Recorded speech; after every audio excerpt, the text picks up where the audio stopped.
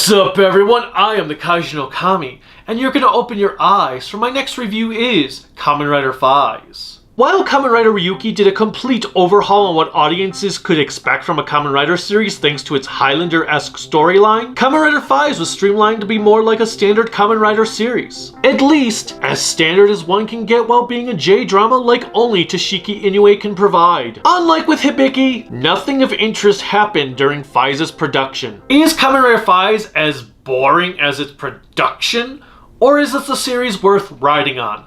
Let's find out. The Heroes. Kamen Rider Faiz is an interesting series as the Henshin belts get passed around like an STD, for multiple characters will take up the mantle of being our costumed heroes. This is because the gear used was originally created by the villains of our show, the Orphanax, in order to protect their king. Thus, the belts are carried around in briefcases for easy transport. It also makes them easy to be stolen, since our heroes tend to keep the gear in their respective briefcases when they aren't being used.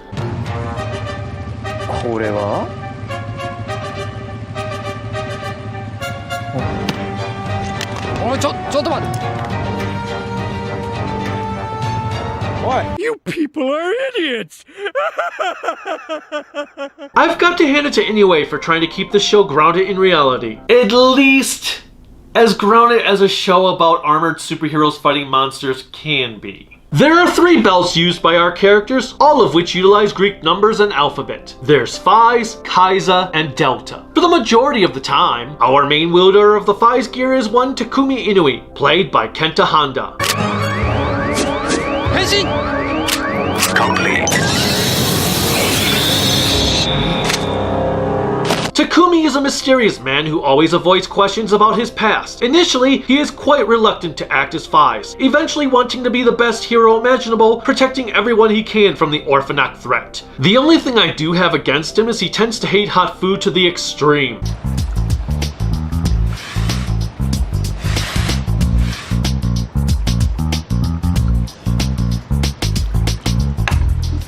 Apparently, this is called having a cat's tongue based on how they describe it in the show. Shortly into the second half, we come to learn about Takumi's past and why he acts the way he does. On the downside, he is quick to anger, which can even see him kicking the ass of his own bike.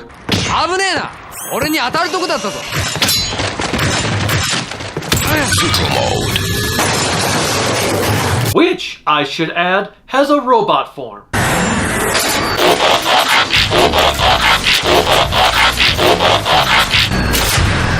One of the things I love about the Faiz suit is that it lights up at night, allowing for some truly spectacular battles.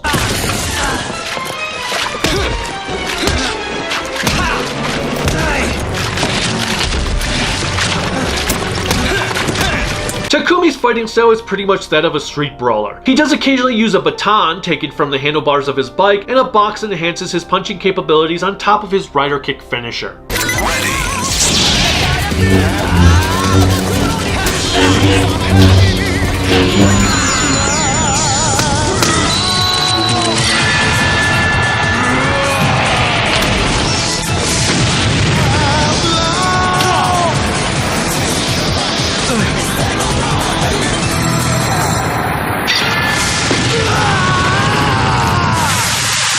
His first upgrade form sees the armor on his suit open up, which increases his speed capabilities.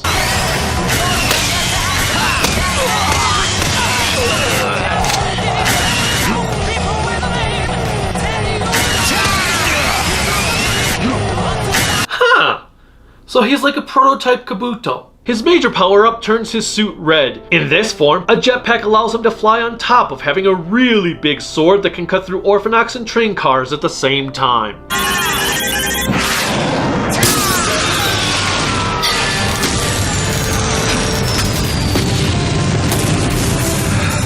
Assisting Takumi is the 16-year-old orphan Mari Sonoda, and too nice for his own good guy Keiichiro Kikuchi. Mari belongs to a class of students who were adopted by a CEO of a huge tech company called Smart Brain and received the Faiz belt from her father. Orphanax try to swindle the belt away from her, only to fail once Takumi enters the picture. Her relationship with the loner is dicey at first, and soon they fall in love with each other, though in typical Toku elegance, neither one of them is willing to inform the other of this. Instead, they will grunt and pout throughout the entire show. though Mari strives to be a stylist and gets a job at a hair salon the show seems to forget about quite often. 血はやる気のある人が欲しいの。本気で美容師を目指してる人がね。20分でできるようにしておきなさい。はい。As for Keiichiro, he dreams of being able to provide people with the cleanest laundry in the history of clean laundry. 世界中の悩みとか不幸とか全部洗い流すようなクリーニング屋になるのが夢だって。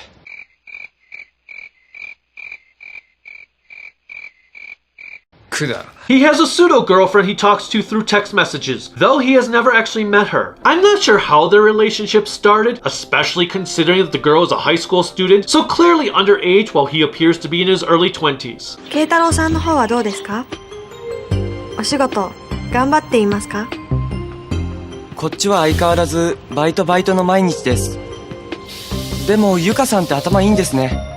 初めて知りました。I'm not saying Keiichiro is a creeper or anything, as he is a really nice guy. It's just kind of odd since we don't know how they ever met each other. On that note, Keiichiro is such a nice guy that he is often left ignored by others or ends up being interrupted on many occasions. 今までの俺は死んだんだ。死んだんだ。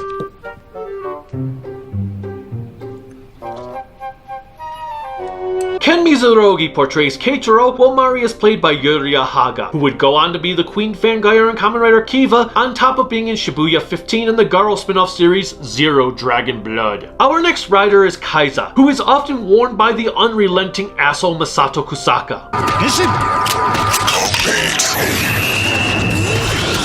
Kusaka is also a part of Mari's class. Kohei Murakami does a spectacular job of playing such an unredeemable piece of trash that you pine for the day when he will get his comeuppance. お前の手は借りねえよ。なら好きにするさ。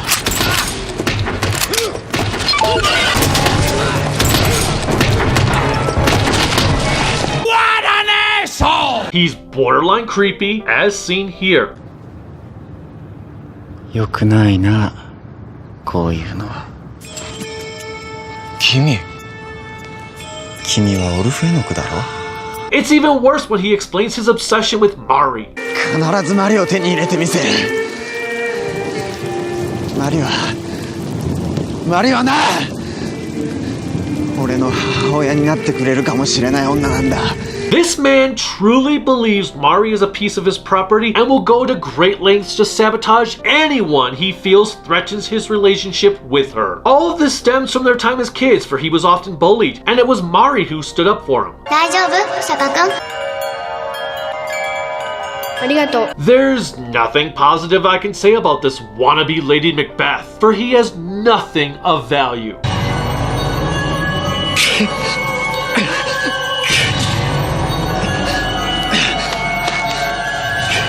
As Kaiza, he usually attacks his enemies, and sometimes cohorts, with a baton that also works as a gun. Additionally, he has his own transforming motorcycle, which becomes some sort of walking arsenal that reminds me of Ed 209 from RoboCop.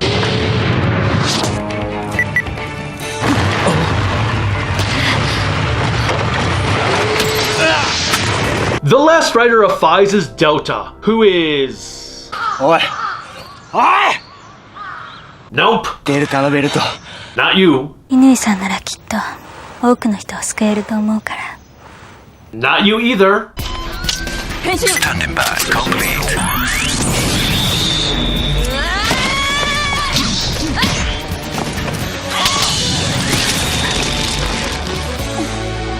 Or you. Nope. 変身。 Complete.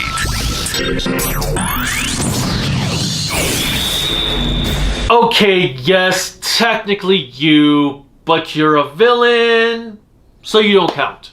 変身。 Standing by. 変身。 Complete. Nope. 俺は帰るんだ。家に帰るんだ。 Still not you. Oh, wait. Actually, yes. It is you. 変身。 Standing by. Complete. This is Shuji Mahara, another one of Mari's former classmates. You may recognize actor Asushi Harada, for he was Go Green in Go 5. Unfortunately, there's not really much I can say about Mihara. In the last quarter of the show, he is reluctantly given the Delta gear and only dons it because there is no one better to do so. 無理なんだよ、デルタとして戦うのは。俺なんかじゃ。His only true character arc is during this crucial moment. He doesn't do anything interesting as Delta compared to what we saw with one of the villains who wore the suit for several episodes. I can't even say I really like the Delta gear due to how underutilized it is. He has an armored bike that can shoot wads of bad CGI missiles, for however rarely it is seen.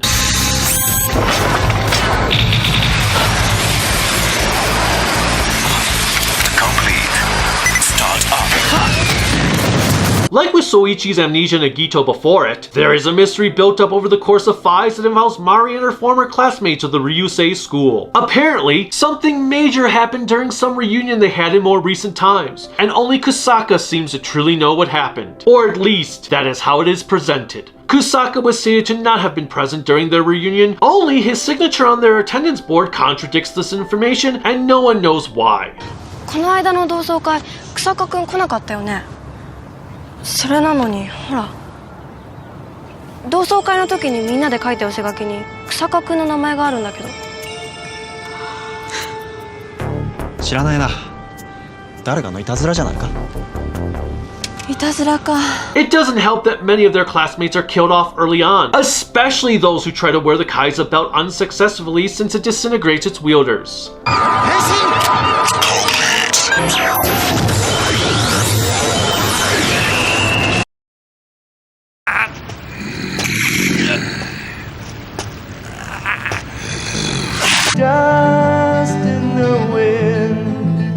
You could say that the upgrade form of Kaiza is becoming a crop duster. I also want to mention that their adoptive father is played by none other than Master Kaku from Die Ranger himself, Koji Naka.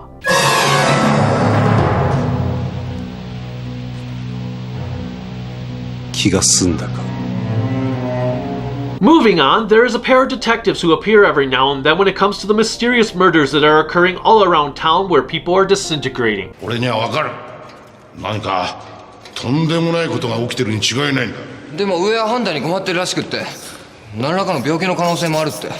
At first, this is a nice touch as it shows the cops are trying to piece together the Orphanac threat without truly knowing of their existence. Only for the show to falter in this plot as it seems to be forgotten for a good 30 or so episodes. They could have added a really good dynamic to the show's events, especially since Mari ends up working with the lead detective's daughter. Instead, nothing relevant comes from this plot point. Actually, this is a major problem for Fives. There seems to be multiple plot points that are either forgotten about, rushed, or knocked to the wayside as the series progresses. Another of these involves a group of Orphanac hunters led by Kamen Rider Gito's Asushi Ogawa under the character of Masahiko Manami. そのまま尾行を続けてください。決して見失わないように。 I can't tell you much about Manami because he's practically gone from the show as quickly as he came in, which is a real shame for he deserved better. His entire organization should have had a prominent presence over the last third of the show, if not longer, rather than a handful of episodes towards the end. As is, you could have cut Manami and his entire side plot from the series and nothing of value would have been lost. The villains. The Orphanacs are said to be the next step in human evolution. If this is true, why are they trying to turn humans into Orphanacs now? Because who the hell wants to wait hundreds of years for that to happen? If we all wanted patience, we would have become doctors. I really like the concept behind the Orphanacs. The designs are outstanding thanks to their uniformity, and yet the show asks more questions than it gives answers to their entire race. It's actually quite frustrating. If a person has the right genetic code to evolve into an Orphanac, they will do so upon death. Those who do not, disintegrate. ラムネ3本ください。はい、お待ち。 Ashes to ashes and dust to dust. It is established that there are two different types of Orphanox. Those who achieved evolution through dying naturally, and those who became Orphanox by being attacked by other Orphanox. It's a tad unclear as to whether this matters in the long run, but it is something the show did make sure to mention early on. Like with many other things, it would have been intriguing had this been explored further as the series continued on. An Orphanox is a gray-colored being that resembles some sort of plant or animal whose task is set by Smart Brain to increase their numbers by attacking humans. As stated a moment ago, I really like their unvarying color scheme and find them to be a fascinating group of villains despite the poor execution. What's equally impressive is having two diverse groups of Orphanox with opposing ideologies when it comes to humanity. First off, we have a trio of Orphanox who strive to live with humans as equals. These three are Kiba Yuji, Yuka Asada, and Naoya Kaido. They are played by the late Masayuki Izumi, Yoshika Kato, and Mitsuru Karahashi, whom you should have seen in Shikinjira's Juzo and Mega Monster Battle as Grand. Wow, I shouldn't say they fully view humans as equals, for Yuka has no qualms in killing those who do her or those she cares about wrong. She outright murdered her entire school's basketball team.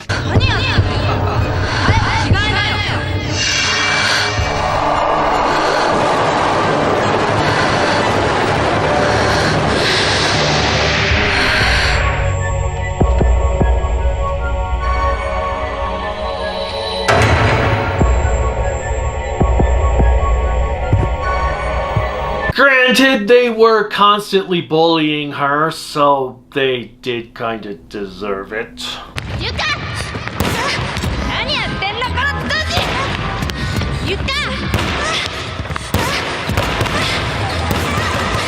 It's quite impressive as to how bloodthirsty she can be, which makes sense given her family life. She was belittled by her own parents who favored her sister over her. What made it even worse was when her sister was injured, she could hear her sister's cries for help and rescued her. The praises she got from her parents soured her sister, who then framed Yuka as being the one who attacked her in the first place. Yukaのおかげで。違うよ。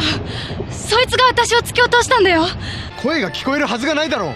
聞こえたんです。本当です。出ていけ。これ以上お前をうちに置いてくわけにはいかん。 Frankly, I think Yuka would have been quite justified eliminating her family, but alas, she did not. Another notable piece about her is that she is the recipient of Keiichiro's text messages. However, neither she nor Keiichiro realize this as they speak to each other in text form via their first names while using their last names in person. Kiba had just as tragic a backstory as Yuka in that a car accident that claimed the life of his parents put him into a coma for 2 years.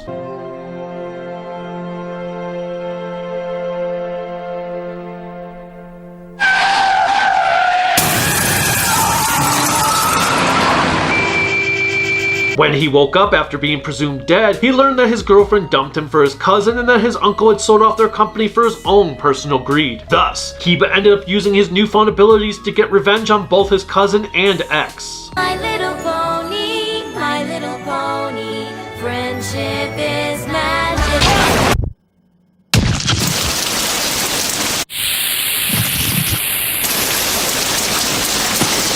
Time Ranger fans should recognize his ex-girlfriend.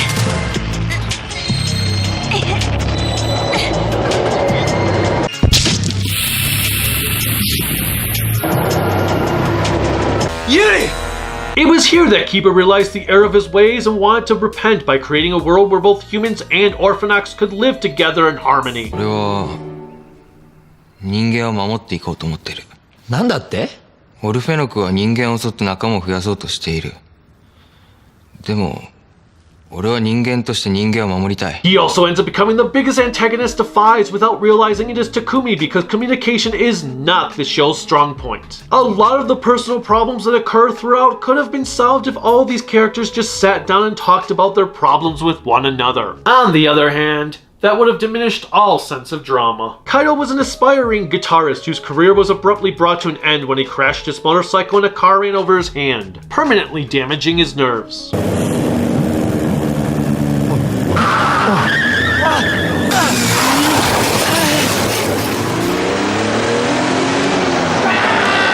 He then set out to live as a vagabond punk, only to be attacked by an Orphanox who was showing Kiba and Yuka the reality of their situation.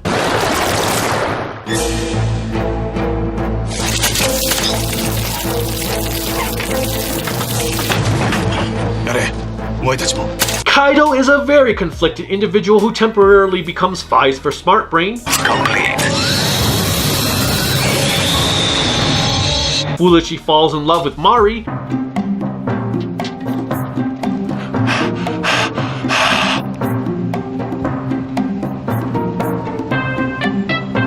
takes advantage of Yuka's infatuation with him,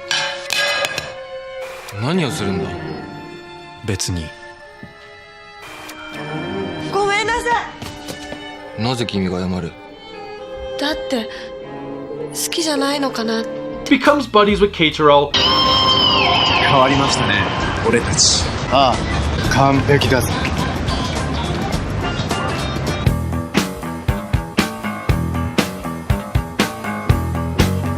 and ends up wanting to become a pseudo-parent when he helps rescue a child from a burning building. どうだうまいかもういい。はいはいそうですか嫌なら食べていただかなくて結構でございます Kaido's emotions are like a roller coaster.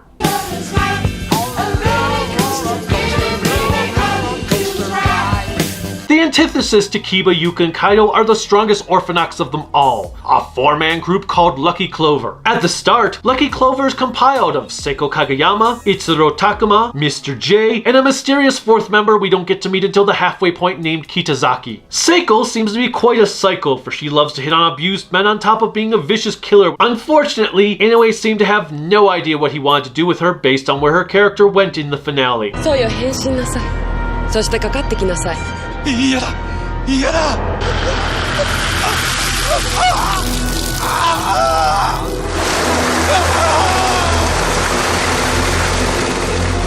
Takuma, on the other hand, started out threatening only to become nothing more than a belligerent crybaby as the plot moved forward. オルフェノクの力を完全に自分のものにすると人間のままでもある程度その力が使えるようになるんですよ。 This dude really got on my nerves by the halfway point, and I really wish he had been taken out early on. 北崎君も怖いんでしょ。でもあなただってラッキークローバーの一人なんだから。ね。 God, I hate this guy. It's sad to see Takuma become a one-note character given how much emotion Jun Yamazaki was able to portray in Agito's Hojo. Speaking of actors, Kitazaki's Rei Fujita is fan favorite Makai Knight Zero in the Garo franchise. Kitazaki proclaims he is the most powerful orphanac of all, for his armored form is practically invincible, and when it is damaged, he sheds it like a second skin.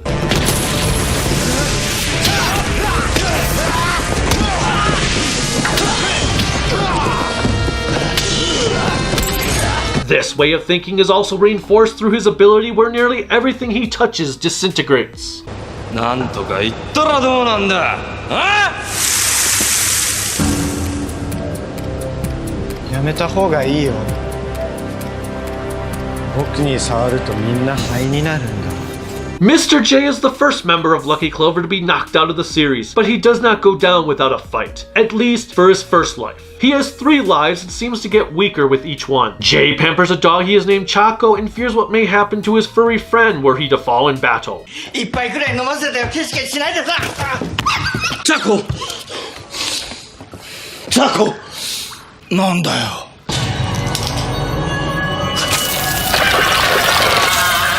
Once again, I must lament on how these 4 were far better sounding on paper than they were on screen. I am just unsure as to what Inoue wanted to do with them, which seems to be par for the course with the Orphanax. During the second half of the series, another former classmate of Mari's is introduced, who has become an Orphanax and joins Lucky Clover by the name of Aki Sawada.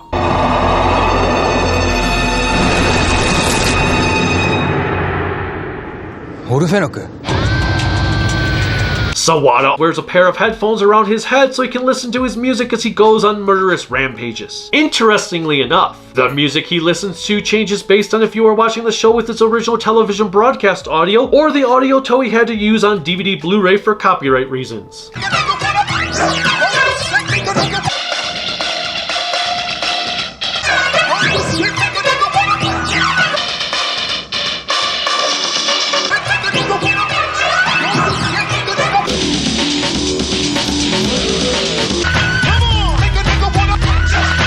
I find that to be be a real shame, and maybe it's because I heard the broadcast audio first, but I feel like the rap music he listens to fits far better with the scenery than the generic stock music. I want to see your hands over your head. Here we go. Don't this shit make a nigga wanna? Don't this shit make a nigga wanna?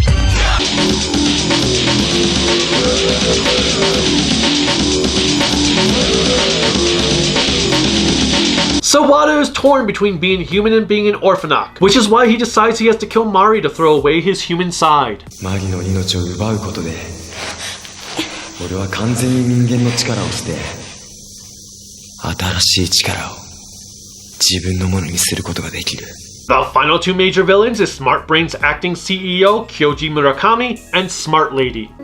それでお父さんはええ実はしばらく前から行方がわからなくなっているんです。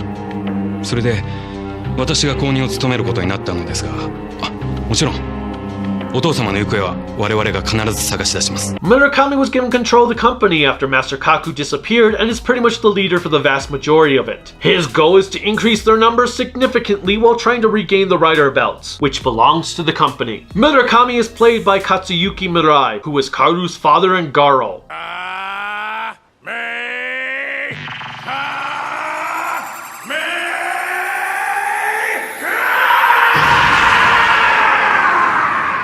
As for Smart Lady, she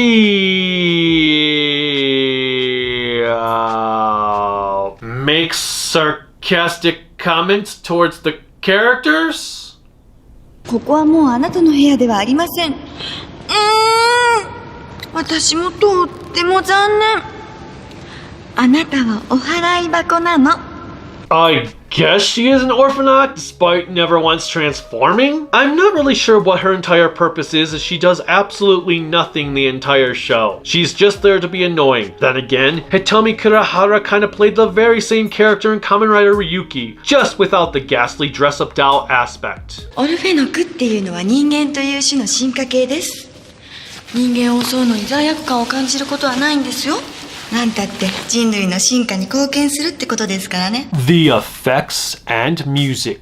The music is usually great, while the effects can sometimes be off-putting due to the excessive amount of CGI. The light-up rider suits for night sequences are effectively done.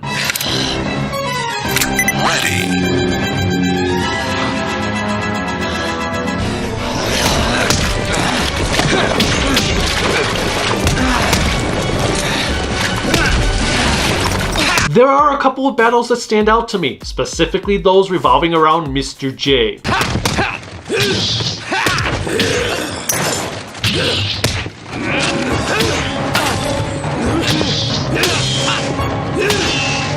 This battle has some stellar camera work to it.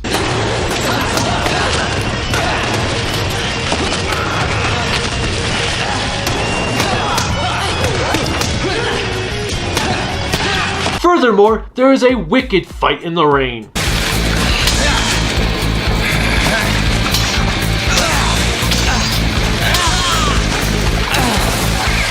Negatively, the CGI kinda stinks. While it's easy to get over it, it's still something I need to point out because it has not aged well.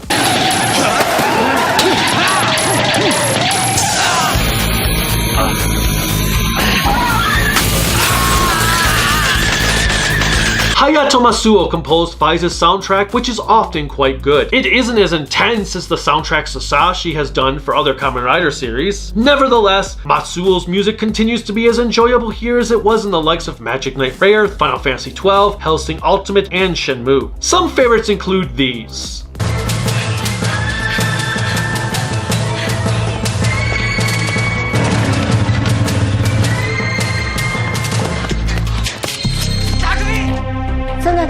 マリ様ですか？はい。お待ちしておりました。どうぞこちらへ。俺にこのベルトを持ってる資格はない。だからこれはあんたが預かっておいてくれ。これを。別に遊んであげるわよ。たっぷりとね。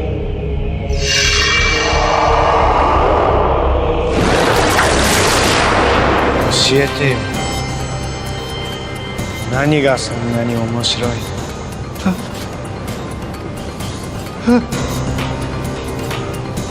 The opening song, Justifies, is sung by Isa.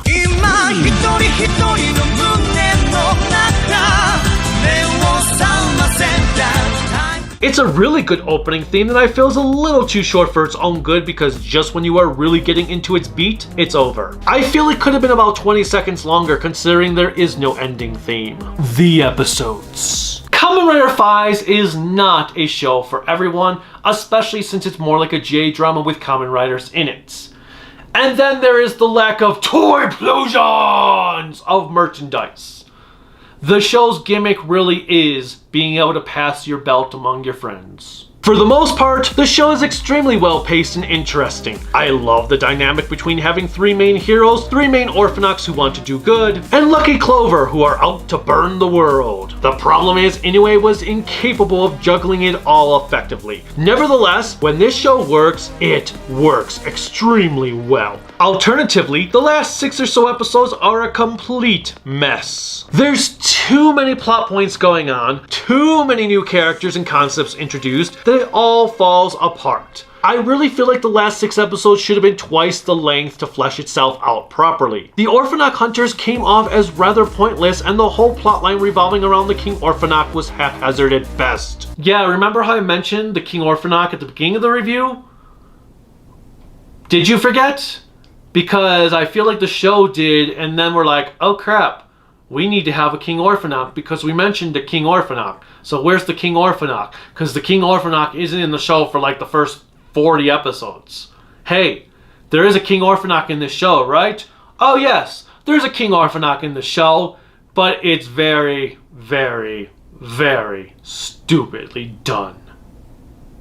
I like his design though. And then there was that lackluster ending, where we never even got any true resolution to the show. As such, it kind of ruins all of the good. Though, at least the finale was not Hibiki bad. I still prefer Hibiki over Fives. My favorite and least favorite episodes both come from the last quarter, with episode 40 taking the favorites, while 45 is the bottom of the barrel. Episode 40 opens with Takumi using his ultimate form for the first time. Sawada reveals the truth about what happened on the night of the reunion, which has the tones of a horror film.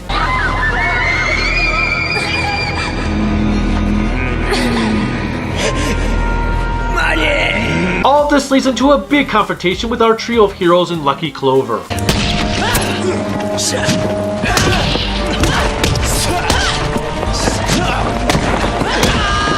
As for episode 45, it's just a congregation of poor writing. The pacing is terrible. The Orphanoch Hunters are taken down off screen. The hard part is I can't speak too much on the episode due to events that happened in the one prior to it. But I'll just say that this is the turning point of Fives for me, as this is when everything goes downhill.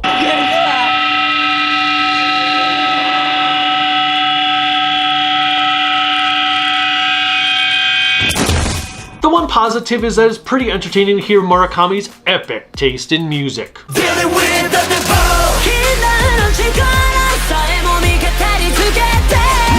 Okay, I kid. This is what he's actually listening to.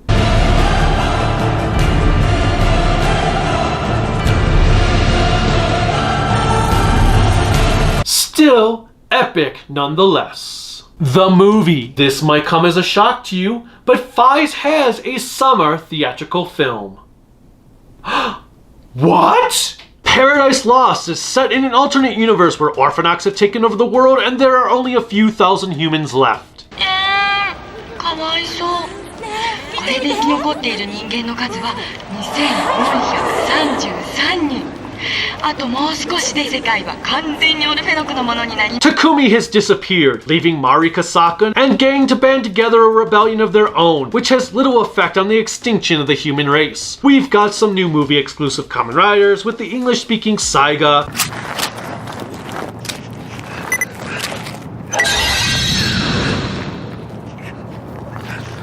After all, you're only human.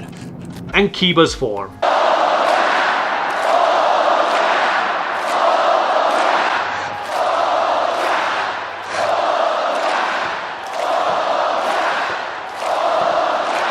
Orga, Orga, oh, wait. Wrong, Orga.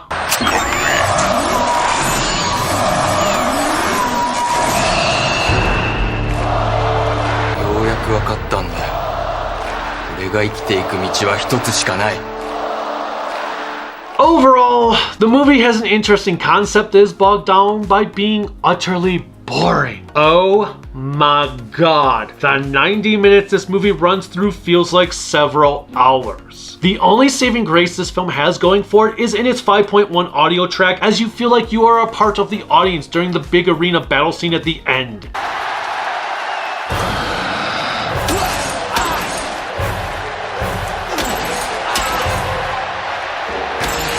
Other than that, this is easily one of the worst Kamen Rider films ever made. Except for Kasaka, the main heroes were all very likable, especially the Orphanok trio. Kamen Rider 5 was just as a whole a very enjoyable series. The mystery, while not as intriguing as Agito, was also done effectively well. Thus, I am going to give Kamen Rider 5 a solid 4 out of 5 grown-ups in spandex. When it hits, it hits. Yes, the ending does suck. Which is why I almost gave this review a 3. But I'm not going to let that ruin my enjoyment of the show. It is worth checking out. Just be warned, if you're used to the modern Kamen Rider series where you have toy explosions going everywhere, boom, boom, boom, boom, boom, boom, you might find yourself a little bit bored because there is a lot of talking, because there is a lot of character development going on. It is a drama first, a Kamen Rider series second. And I think that's where it excels at. It might not always be the best series compared to others, but it is one that is always a joy to watch. Until next time, bye.